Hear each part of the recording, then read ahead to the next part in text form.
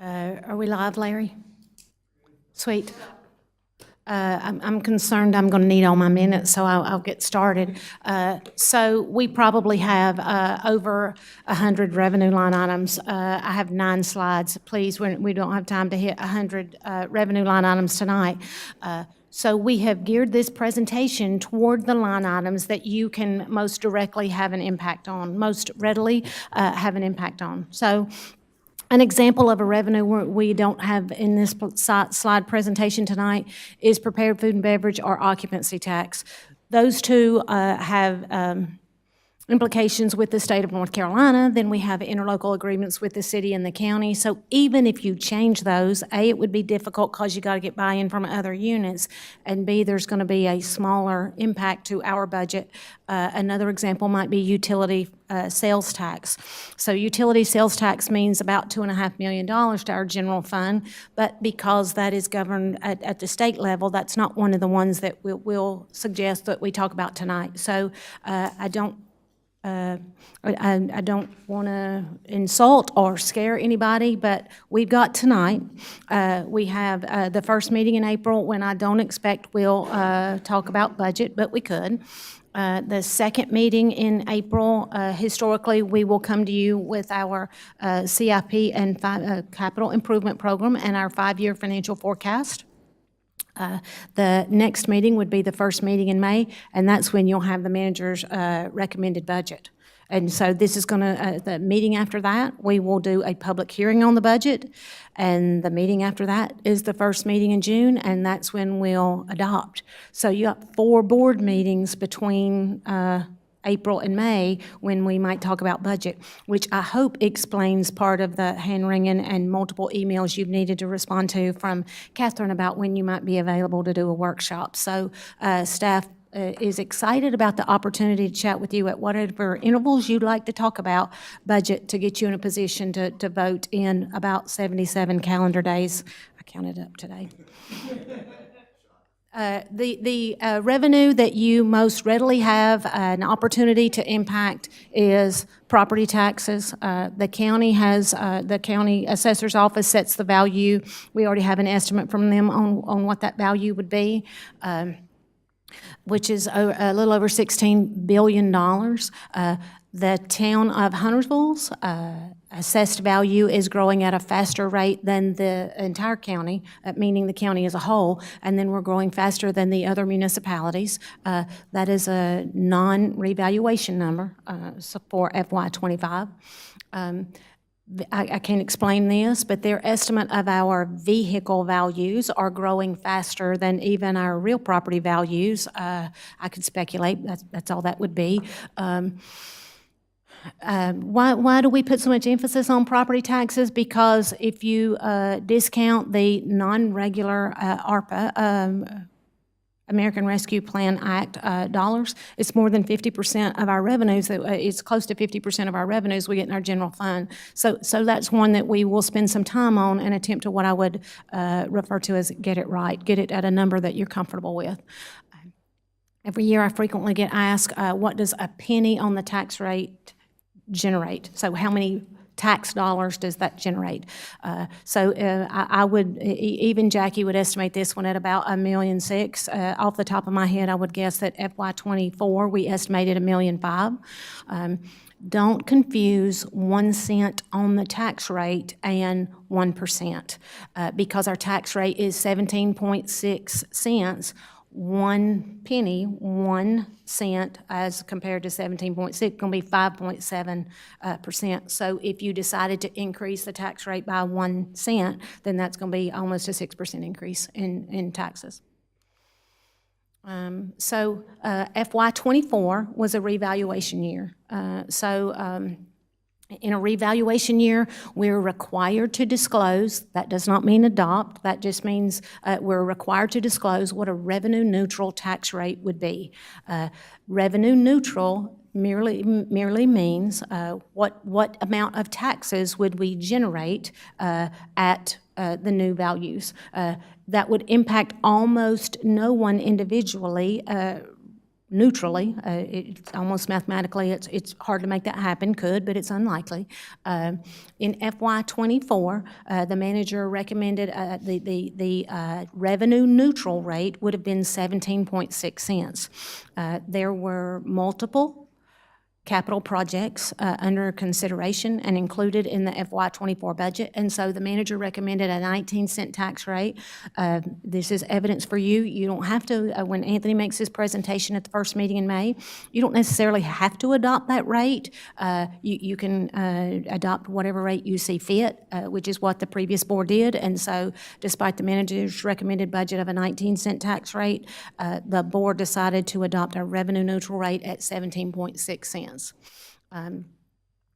Please be aware, so we have really smart financial advisors. I would remind you of the Davenport representative we had represented here at one of the meetings we had related to Town Hall.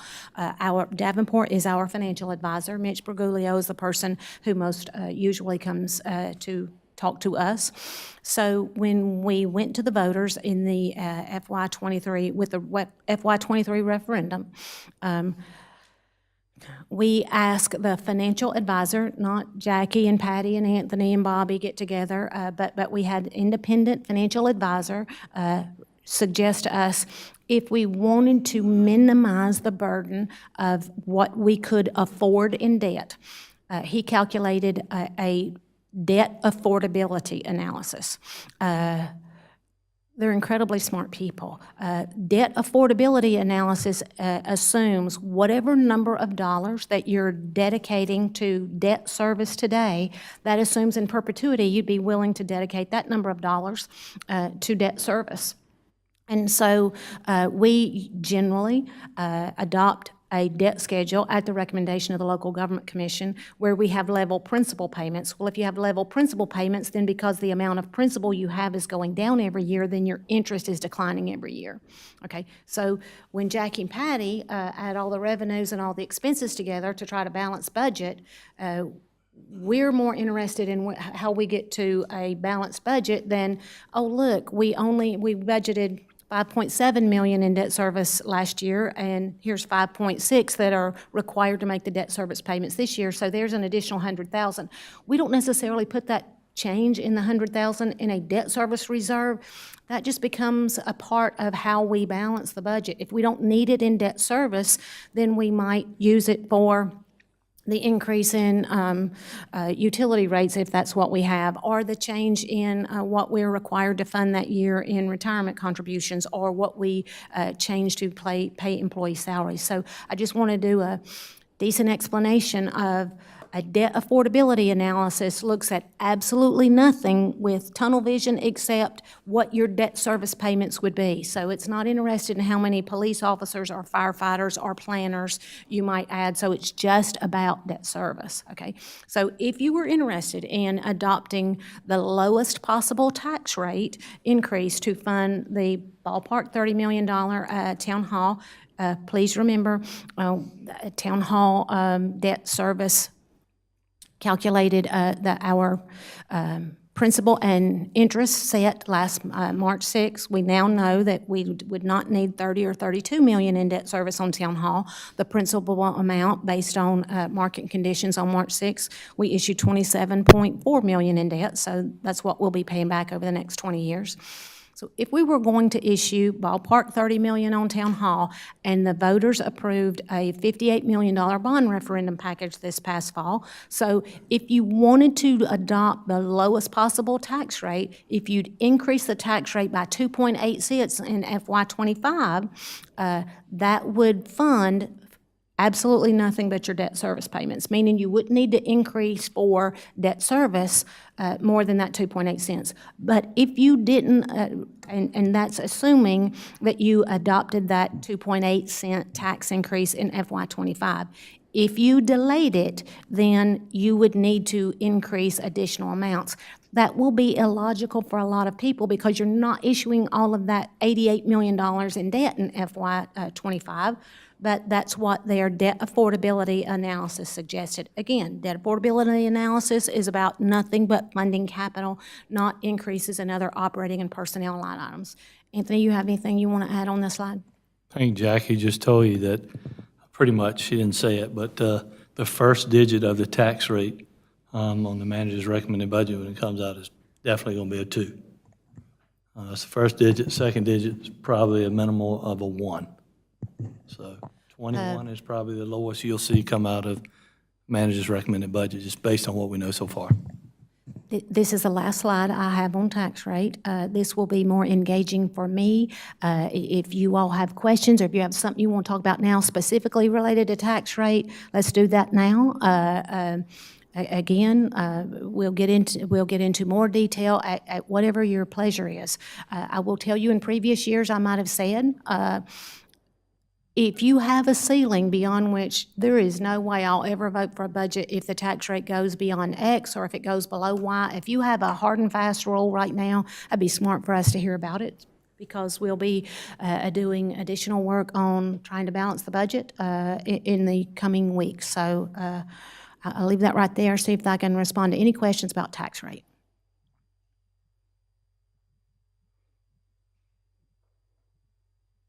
Okay. I commented how it's my intent to keep this at a level where the revenues that you most readily have an impact on.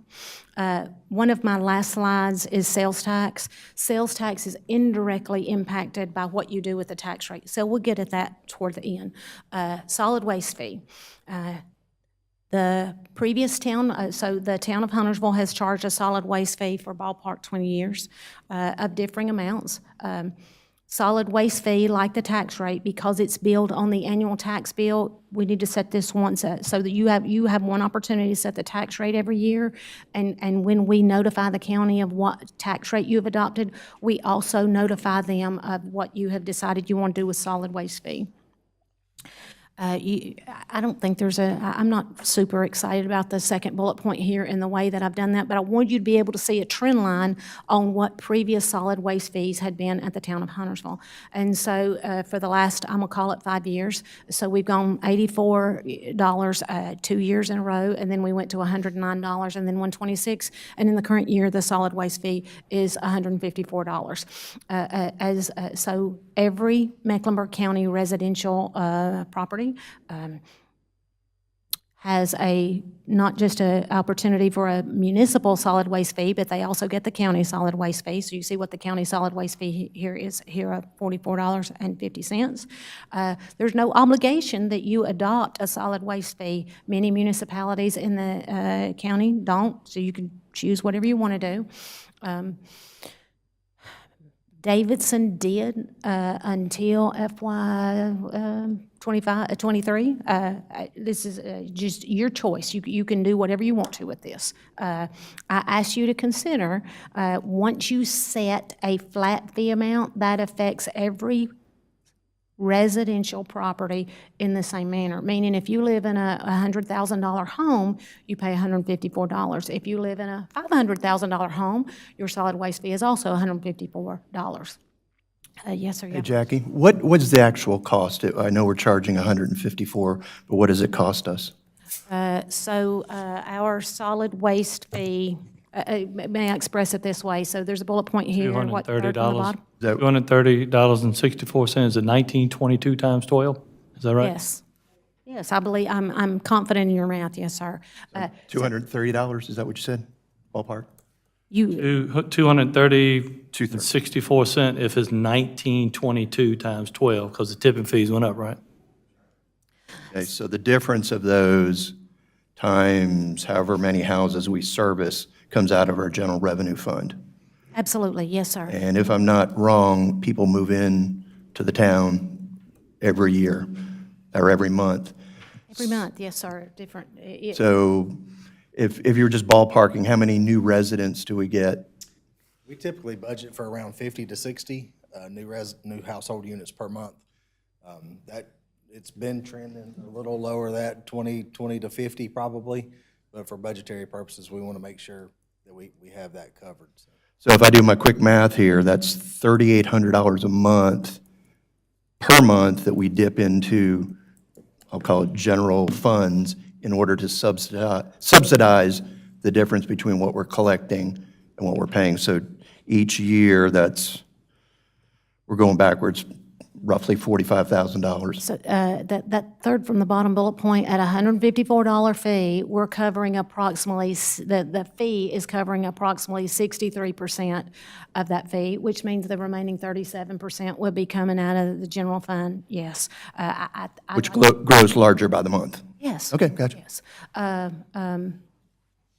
So there has been discussion before, should we cover 100%? Should we 0% like Davidson just did? And so I ask you to think about it this way. We can, not unlike Davidson, we do anything you want to do, but do think about this. When you set the property tax rate, that's the same property tax rate for every single property, residential, commercial, small business, whatever. Therefore, there will be people who make the claim, and mathematically they're correct. If you're a small business, or if you're a large business, and you're handling your own solid waste pickup right now, and the town decides to convert that into the tax rate, then you got a tax increase, but you didn't have an offsetting decrease in your fees because you're still having to pay to get that picked up. And so I can't have you walking around saying, oh my gosh, Jackie didn't warn me that somebody might say we've done something that disproportionately is advantageous to our residents at the expense of the commercial businesses. So, and I got to make that point, that final bullet point one more time. You hear the term regressive tax occasionally. So a lower valued home is paying $154 a month right now, and a higher valued home is also paying $154. I'll be surprised if you don't have strong feelings about this. Let's see what questions, this is the only slide I have on solid waste. What questions can we respond to for you? I just had a question to follow up on what Commissioner Wall said. So do we have an idea of the percentage over that 5-year span going back to 2020, $84 was the fee? Do we know if the percentage was roughly the same? No, were we covering more or less? At 84, we were covering less than we're covering at 154. We were covering less, and so I would comment, Anthony, please throw me a lifeline here. Previous boards had suggested that they wanted to cover an increasing percentage of that fee, which is why it went from whatever it was then, I'm guessing 38, 40-ish% up to That's right. 63. I think it was the high 30s, and it's increased up towards the 60s. Patty and I are awesome accountants with a lot of ego.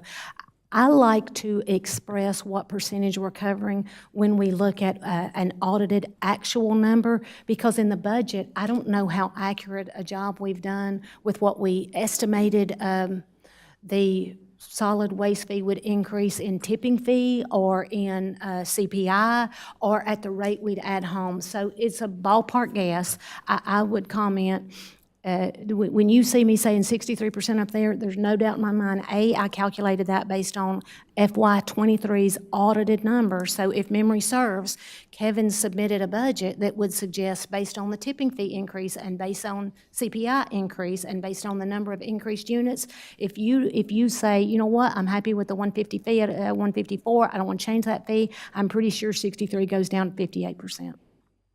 Jackie, I had a quick, so I just want to make sure, I know, say, for example, with folks with electricity and stuff, there are programs that can provide assistance for people who are on a fixed income or a lower income. Is there anything in the community, because I'm not aware of it, that would provide assistance if there's a household that cannot afford this, the solid waste fee? Are there programs that provide assistance with that? My understanding is it depends on how you adopt the fee.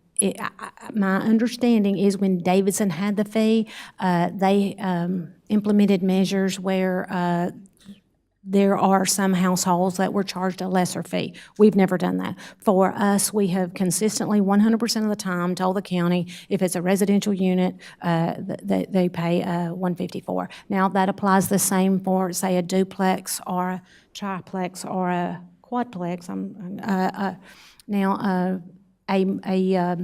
Apartment complex, separate and different, so they're going to have to, they're treated like a business and they have to handle that fee separately. But a condominium is treated similar to a single family. Thank you.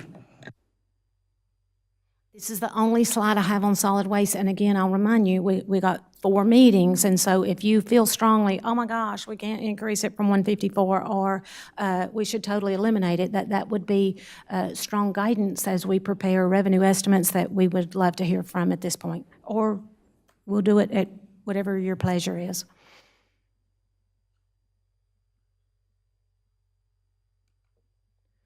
An additional fee that our residents pay is there is a $20 fee on every vehicle. There is no requirement that you charge this fee. Pineville does not, but the other Mecklenburg County municipalities charge between $10 and $30. The state statute does limit you to $30 for fee, $30 per vehicle. In FY '23, we generated, let's call it $1 million by having a $20 fee. You can set this at any amount that you want to, between $0 and $30.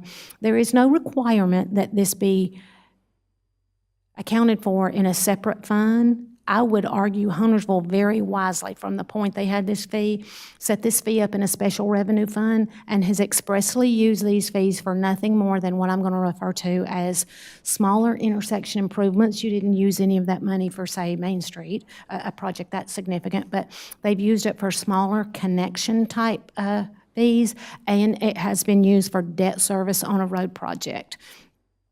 I have no recollection it's ever been used for a sidewalk project, but again, while there's no requirement to it be set aside here, it's not been used for that. So if there are strong feelings, oh my gosh, this is terrible, we should totally eliminate this fee, we'd love to hear from you. Or why don't we take the $20 fee and make it $30? That will give us additional money to use for transportation improvements. Anything between those two, we're happy to entertain. Gentlemen, the $20 fee has been the $20 fee the 8 years I've been here. Do you recall it ever be anything but $20?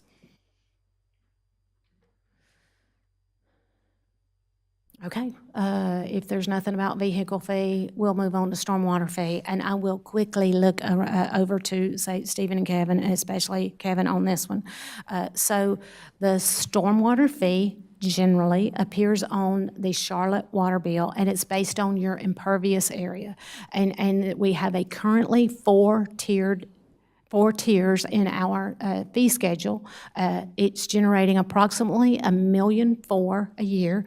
We have a reasonable fund balance in excess of $3 million at the end of FY '23. Staff's not necessarily recommending at that fund balance level that you change that fee, but you're absolutely within your power to do so. I would also remind you, because Charlotte Water puts that on the on the monthly bill, they ask for a little bit of lead time. So if you intended to change that, we'd probably be challenged to get that on by July. So it might not even be in effect till, say, August or September, because we've already been asked if we intended to ask for a fee increase. Any questions that Kevin can answer for you about solid waste fees? I'm sorry. Well, he would do solid waste also, but I did mean stormwater. Yes, sir. Just to be clear on what you said, so we have the rate set for the 4 tiers, and you feel comfortable where they're at right now in terms of our expenditures? I do, yes. I mean, of course, as with everything, costs keep increasing. So I think where we're at now is a good place to be. Now, a year from now, I may be singing a different tune, but for now, I feel comfortable. Okay, thank you. I was just going to say, some of the projects we do with this are large sums of money, so they eat into it. There could be $800,000 to $1.5 million projects on some of these stormwater projects, so they suck it up real quick. And a lot of times we try to partner on projects with the county and piggyback on other projects and piggyback on other funds, because it's so large of a project. We're doing these stormwater cleanups, stream restorations, et cetera. Any stormwater revenue we receive is in a segregated portion of the general fund, and we use that on nothing but stormwater projects.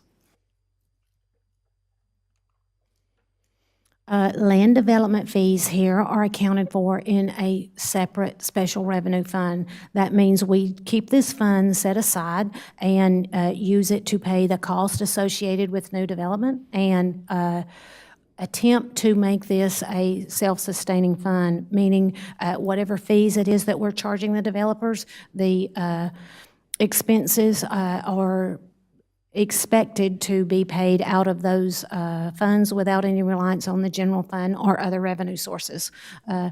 As a general rule, generally, the town's fees are lower than the fees charged by other municipalities as administered by the county Louisa program. Think about that. We have, I'm going to say, we have limited influence. You set the fee, but you don't have a ton of control over when a developer decides to move forward on a project. So this revenue is going to fluctuate based on when a developer decides he wants to initiate a project. So yes, there's an economic impact of this, meaning if the economy turns down and there's less building, then you're going to have less in revenue here. This is another example of the county needs a appreciable lead time if we're going to change our fees. So I bet we'd struggle to get in a fee increase on July 1 if we wanted one. If memory serves, last year, we implemented a fee increase and it was adopted with our budget and it became effective in October. Stephen, you have anything you want to add on this slide?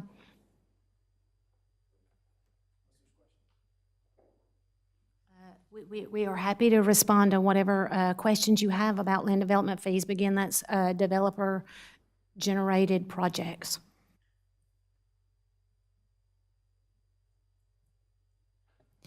I do have one. I'm sorry. I was thinking for a minute. You say that they're lower than the county. Do you know how our fees compare with other municipalities, like Cornelius and Davidson? Say, as Jackie mentioned, Cornelius and Davidson use Mecklenburg County to do their. Oh, they do? Sorry, I missed that. Every other municipality in Mecklenburg uses the county to do that service besides Charlotte. Now, Charlotte has their own thing and have their own fees, but for every other smaller municipality outside of Charlotte, everybody else uses Mecklenburg County to do that. And we actually did that until 2019, and then we broke out separate from that. All right, thanks. Sorry if I missed that in the first go-around. That's okay. I said I would come back to sales tax, and here we are. And done adequately, I could do sales tax for probably 4 hours. This is what I want you to remember about sales tax. By state statute, the state says the county can decide a distribution method of sales tax dollars within that county, and they could change their mind every year if they wanted to. Mecklenburg County chooses a distribution, so there's generally 2 distribution methods, either per capita, that means by population, or by ad valorem, which means you take the assessed value generated at whatever tax rate you adopt, and that generates a tax levy. They add up every tax levy for the local governments, including the county, in that county. So our FY25 distributions will be based on what percentage of our tax levy we had in FY24, meaning they'll take Davidson, Cornelius, Huntersville, Charlotte, Mecklenburg County, I think it's even got some Stallings in it, and then the 3 southern towns, and whatever that sum of tax levy sums up to, what percentage do each of those local governments have of that tax levy? So you can understand then, you don't really set the assessed value, but you certainly set the tax rate. So whatever tax rate we set is going to have an indirect impact on how much sales tax we get in the following year. A huge driver on how much sales tax we're going to get is consumer spending, what I'm going to refer to as within the county. And so it's important for Huntersville businesses to do well, and we want people to shop local, and that's important. However, if you shop at South Park, if you shop at North Lake, those are clearly within Charlotte city limits. Those are sales that were generated in Mecklenburg County, so those sales tax dollars are put in the Mecklenburg County pot, and we're receiving a percentage based on what our tax levy was of sales. And so we participate on a county-wide basis. So it's important that Huntersville businesses would do well. I would caution you there, so Charlotte adopted a revenue-neutral rate this year, if memory serves, but Mecklenburg County did not. If memory serves, neither did Cornelius or Davidson. And so if consumer spending were the same in FY '25 as it was in FY '24, but for the fact that our assessed value grew just a little bit quicker than theirs did, then we'd be getting the same dollars in FY '25 that we did. We'd be getting smaller dollars because other municipalities went up while other local units went up while we stayed neutral. There are people who would argue you're as a board, you're being punished for doing the right thing in having the tax rate stay lower. I don't have a counter for that. Sales tax is important because it generates close to $9 million in our general fund. So it's our second largest revenue source. There is an additional sales tax that flows through our books. It's a offsetting revenue and expense that's related to transit, and this 9.2 that we keep is net of that number. Can I respond to any questions about sales tax? To get into it deeper than that would require additional time. If you ask me to predict what FY '25s are, I would not take so every year, probably before COVID, but certainly since COVID, I would have said, you know what, consumer spending's been huge, it's probably going to drop back some next year. We take a fairly conservative view on how much sales tax will be generated. To not do so, we'd either need to come back to you mid-year and make budget cuts on a budget you had adopted, or we'd be willing to accept that even just because of the way we adopted budget, we'd be hitting fund balance. I think it's important that you make a purposeful decision from the outset when you use your fund balance. So we work really hard, and I would argue, I will defend, we have a very conservative sales tax budget, and the reason we do it is expressly that reason right there. So we don't have to come back to you mid-year and say, yeah, we over budgeted sales tax, we need a 1% cut in every department. We work hard at avoiding that. What questions can I answer for you about sales tax? This is the last slide I have for you tonight. Y'all didn't think we'd get to the end. We're to the end. So we have two enterprise funds. The definition of an enterprise fund is you're treating those dollars separate from the general fund as, again, a self-sustaining business. Our two are the electric fund and HFFA. So in the electric fund, we've been told by the power agency, which is effectively the municipal co-op we're a member of, that we should expect a rate, I'm going to call it a rate decrease next year. Logic might suggest to you that we could pass that rate decrease on to our customers. We have substantial capital needs, including the substation that likely you've heard David speak about. And so I would suggest to you what we need to do with the proceeds of that decrease in estimated purchase power cost is fund that capital so that we don't have to issue debt and have more quick rate increases in the electric fund. I would recommend you keep that stable. HFFA, okay, first bullet point here, which I skipped, shame on me. Electric and HFFA rates can be changed at any point you want to. So if you come in and decide and you want to change the rates in August, that's fine. It's unlike the tax rate, you can change these rates at any time in the year that you want to. Same is true for HFFA. It is absolutely true that in FY '25, in FY '22 and FY '23, our operating revenues at HFFA did not cover our operating cost. The previous board did a budget amendment to spend $1.3 million on the air filtration system at HFFA, meaning clearly it didn't cover capital cost as well. And so logic might suggest to you that we need a rate increase at HFFA, and that might well be true. But when you look at some of our competitors, our rates are already a little higher, so I might recommend that you look at HFFA rates outside of the budget process so that you can change those rates anytime you want to. What questions can I answer for you about enterprise fund rates? That's the last slide I have, so if there's any other revenue questions I can respond to, I'm glad to do so. I ask you to keep in mind, we have 4 regularly scheduled meetings. We'll likely do a budget workshop, likely in April.